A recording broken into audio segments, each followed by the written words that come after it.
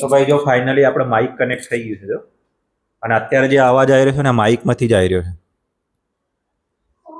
અને આ માઇકમાં 3 લેવલનું noise cancellation છે ને અપુ? અપુ લાઈન શું કરે? અપુ અનબોક્સિંગ કરી નાખ્યું છે. આ મોબાઈલ આપણે પ્રણયનો યુઝ કર્યો છે. કયો પ્રણય તારો મોબાઈલ? OnePlus 30 છે. મારા જોડે ડબલું હતું એ OnePlus 7 છે, એમાં કનેક્ટ થતું નહીં.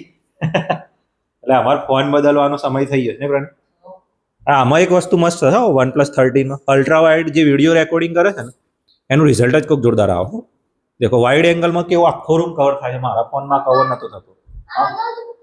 એ નહીં લગાવવાનું, આ જ લગાવવાનું, એ મૂકી દે. એ કોમનું છે એના અંદર મૂકી દે. આપણે જે આ મેન વસ્તુ છે ને આના પર આ કેપ આવે છે ફરની પ્રણય, ઓનાથી નોઇઝ કેન્સલેશન થાય.